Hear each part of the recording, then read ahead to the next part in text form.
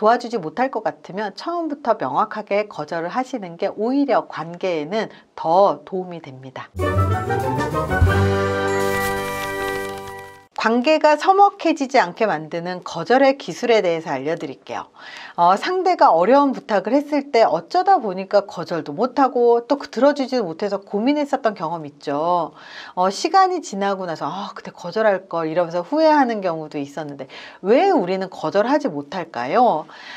물론 상대방의 부탁이 우리에게 피해를 주거나 너무 많은 시간과 노력을 들어가게 하거나 아예 불가능한 일이 아니라면 부탁을 들어주는 게 좋죠. 왜냐하면 서로가 부탁을 주고받으면서 관계가 돈독해지기 때문이에요. 하지만 거절했어야 되는데 거절을 못했다면 이거는 처음부터 거절을 했었어야 맞는 거예요. 부탁을 들어주겠다고 해놓고 후회하는 건요, 안 하니만 못하기 때문입니다. 합리적으로 거절을 하지 못하는 이유가 크게 세 가지가 있는데요.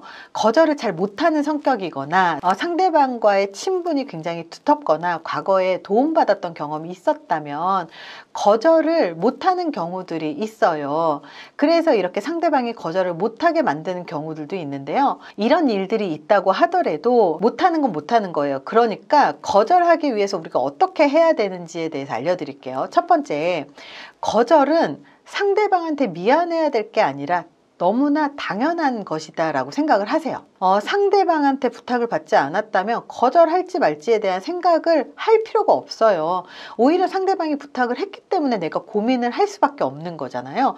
그리고 부탁을 받은 입장에서 승낙을 하면 그때부터 내가 움직여야 되는 거죠. 이렇게 거절을 해야 될 때는요, 말하기의 기술보다는 우리가 어떤 마음가짐을 갖고 있어야 하는지가 되게 중요합니다. 부탁을 받는 일이 해줄 수 있는 아주 쉬운 일이라면 그냥 해주시면 돼요. 그리고 다시 받을 생각도 하지 않고 그냥 베풀기만 하면 되거든요. 근데 부탁을 들어주기 굉장히 어려운 경우들도 있어요. 그리고 특히 내가 거절을 해도 상대방이 왜 거절해? 그러면서 거절 자체를 인정하지 못하는 그런 사람들도 있거든요. 그런 거라면 처음부터 부탁이 아니죠. 그렇기 때문에 상대방은 우리한테 부탁할 수 있는 권리가 있다면 당연하게 우리는 거절할 수 있는 권리가 있다. 거절할 때 미안할 필요도 없고 죄인처럼 생각할 필요도 없습니다. 이 거절이라고 하는 건 모든 사람한테 쉬운 일은 아니에요. 왜냐하면 다른 사람이 부탁한 일을 거절하는 것 자체가 사실은 이 심리적인 갈등이기도 하고 관계의 갈등이기도 합니다. 하지만 이런 거절도요, 한 번이 어렵지 두 번, 세 번은 그렇게 어렵지 않거든요. 그래서 거절하는 게 힘들지만 합리적으로 생각을 했을 때 이거는 내가 들어줄 수 있는 게 아니다라고 생각이 든다면 우물쭈물하고 있으면서 애매하게 수락하지 마시고 거절을 확실하게 하시는 게 필요합니다. 그래서 거절을 할 때 왜 거절할 수밖에 없는지 명확한 이유를 전하면 되거든요. 심리적으로는 안타까울 수 있지만 진짜 미안할 필요는 없어요. 자, 둘째, 거절하는 태도는요, 당당하면서 다친 모습의 이 바디랭귀지를 취하는 게 좋아요. 거절할 때 웃지 마시고 미소를 줄이고 입을 굳게 담은 상태에서 가슴을 이렇게 펴고 이렇게 당당한 자세를 취하면서 상대방을 바라보면 자연스럽게 거리가 생기게 되거든요. 그렇기 때문에 거절할 때 이 비언어가 굉장히 효과적입니다. 다친 모습의 바디랭귀지라는 게 팔짱을 이렇게 낀다던가 다리를 꼬는 것 같은 이런 행동은 상대방에 따라서 무례해 보일 수 있거든요.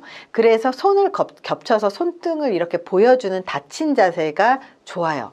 하지만 상대의 부탁을 들을 때는요, 고개를 끄덕이고 시선을 마주치고 상대방의 의견을 충분히 전달받았다는 메시지를 전하는 게 좋아요. 그래서 이러면서 충분히 들어주시는 거예요. 충분히 듣지 않고 거절을 하면 상대방이 상처를 받고 기분 나빠하지만 충분히 듣고 이러면서 신중하게 생각하고 있다는 인상을 주고 난 후에 거절을 하면 오히려 진정성 있어 보입니다. 그래서 거절을 할 때 비언어를 중요하게 생각을 하셔야 됩니다. 세 번째, 거절할 때는 정중하지만 한 번에 확실하게 얘기를 해야 돼요. 우물쭈물하게 애매하게 얘기하면 거절해놓고 상대방은 수락했다고 받아들이는 경우들이 있거든요. 미안한 마음이 들어서 어중간하게 거절을 하면 상대방이 계속 찾아오고 상대방이 계속 해달라고 하고 자꾸 기대 심리가 생기거든요. 그러다 보면 나중에 확실하게 거절했을 때 더 이상은 미루지 못할 때 확실하게 거절을 하면요, 상대방은 배신감을 느낄 수 있어요. 거절할 때는요, 한 번에 하셔야 돼요. 정중하지만 최대한 명확하게 이야기를 하는 게 좋아요. 제안은 고마운데 내가 그날 선약이 있어서 나도 정말 하고 싶은데 올해는 내가 일정 쫓아가기에도 빠듯해서 할 수가 없네.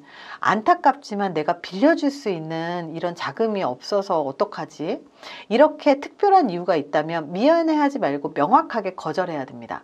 물론 상대방의 말을 충분히 들어주고 어떤 부탁인지 이해해 주셔야 돼요. 그래야 제대로 거절할 수 있습니다.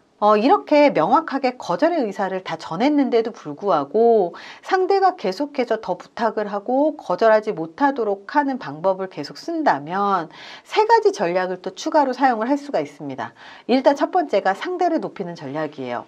상대의 권위를 세워주고 자신감을 높여주는 말을 하면 상대방이 거절은 당했지만 심리적으로는 만족감을 얻게 되기 때문에 서운하지가 않아요. 이 서운함이 상쇄되는 효과를 가질 수 있습니다.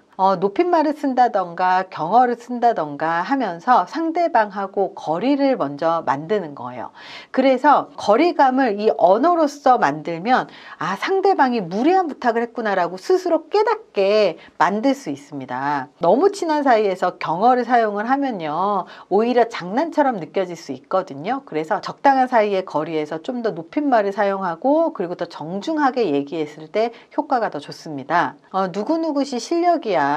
제가 너무 잘 알고 있죠. 이렇게 저한테 부탁을 해주시니 너무 감사하지만 지난번에 얘기한 것처럼 제가 정말로 여력이 안 되네요. 이렇게 말을 한다거나 너처럼 능력 있는 친구가 직접 하는 게 나을 텐데 방금 말한 것처럼 이미 나는 정말 일에 치여서 도저히 시간이 안 돼. 이렇게 하신 말씀은 잘 알겠지만 제가 앞서 말씀드린 대로 이번에 상황이 여의치가 않습니다. 제가 다음에는 꼭 도움을 드릴 수 있으면 좋겠습니다. 이렇게 경어를 사용해서 정중하게 명확하게 다시 한번 거절하는 게 필요하고 거절을 할 때 상대방을 높이게 되면 상쇄되는 효과가 있다고 그랬죠. 두 번째입니다. 다른 사람의 핑계를 대거나 명분을 내세워서 거절을 하는 건 좋은 전략 중에 하나예요. 막연하게 남 탓, 남 핑계하는 건 비겁하잖아요. 그래서 거짓말을 하거나 단순히 떠넘기는 식으로 거절을 하면 관계는 별로 좋지는 않아요. 처음에 명확하게 거절하지 않고 이런 식으로 남 탓, 남 핑계하면요, 상대방의 부탁을 더 거절하기가 어려워지거든요. 그래서 처음에 명확하게 거절한 후에 상대방이 자꾸 이유를 자꾸 물어보잖아요. 그러면 이렇게 명분을 내세우는 게 좋습니다. 직원 중에 집안 형편이 어려운 친구가 있어서 그 친구를 도와주느라 지금은 좀 여력이 없네. 그거는 내 역량 밖의 일이라. 그리고 회사 방침에도 맞지 않고. 이렇게 명분을 얘기를 하는 게 필요할 때가 있습니다. 자, 세 번째는요. 대화를 중단시키고 화제를 바꾸는 식으로 상대방을 흔드는 전략도 있어요. 이 전략은요, 상대가 집중하지 못하게 만드는 것이 목적이에요. 패턴 깨기하고 비슷하거든요. 다만 심각한 사안이거나 친밀하지 않은 사람인 경우에는 사용하지 않는 게 좋아요. 근데 그런 부탁을 하는 거 보니까 요즘 경기가 안 좋긴 안 좋구나.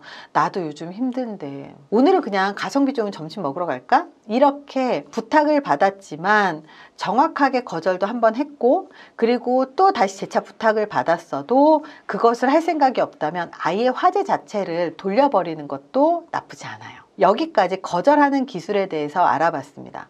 그럼 반대로 상대가 거절했을 때 우리는 어떻게 대응해야 될까요? 상대가 거절했다고 해서 적은 아니에요. 우리가 거절당했을 때 반드시 기억해야 될 건 거절당했다고 해서 상대방이 적이 되는 건 아니거든요. 상대방도 당연히 거절할 수 있고 서운하게 생각할 필요가 없습니다. 상대가 말한 거절의 원인도 분석을 해야 되고, 그리고 그 사람이 왜 거절했는지도 보셔야 됩니다. 이렇게 부탁과 거절에서는 좋은 관계가 깨지지 않고 잘 유지되는 게 가장 중요하거든요.